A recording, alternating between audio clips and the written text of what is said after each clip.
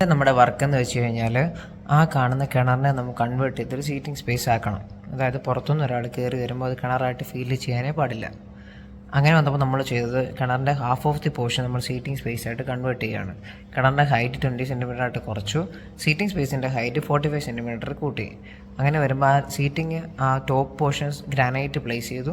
അതിൻ്റെ ബാക്ക് സൈഡിൽ നമ്മൾ ഒരു 10 സെൻറ്റിമീറ്റർ ചാര് കൊടുത്ത് അതിൻ്റെ ടോപ്പിലും ഒരു ലൈൻ ഗ്രാനൈറ്റ് പ്ലേസ് ചെയ്തു. ദെൻ മോൾഡ് ചെയ്ത് ഫിനിഷ് ചെയ്തു. ബാക്കിയുള്ള പോർഷൻ സിമെൻറ്റ് എക്സ്പോസർ പോർഷനാണ്, അതായത് പ്ലാസ്റ്റേർഡ് പോർഷൻ. നോർമലി ചെയ്യുന്നത് ടൈല് കട്ട് ചെയ്ത് ഒരു 15 സെൻറ്റിമീറ്റർ ടൈല് കട്ട് ചെയ്തിട്ട് അതിന് ബിറ്റ്വീൻ നമ്മൾ epoxy coating, black epoxy coating കൊടുക്കുകയാണ് പതിവ്. ഇവിടെ ബഡ്ജറ്റ് കുറക്കേണ്ടത് കൊണ്ട് നമ്മൾ സ്റ്റോണിൻ്റെ ടെക്സ്ചറാണ് ഇവിടെ ആഡ് ഓൺ ചെയ്തേക്കുന്നത്. സ്റ്റോൺ ടെക്സ്ചർ ഇൻ ബിറ്റ്വീൻ അതേ 10 സെൻറ്റിമീറ്ററിൽ നമ്മൾ ബ്ലാക്ക് പെയിൻറ്റ് കൊടുത്തിട്ടുണ്ട്. അപ്പം ദ സെയിം എലഗൻ ഫീൽ നമുക്ക് കിട്ടുന്നുണ്ട്. ഇതാണ് നമ്മുടെ ഫൈനൽ ഔട്ട്പുട്ട് എന്ന് പറഞ്ഞു കഴിഞ്ഞാൽ.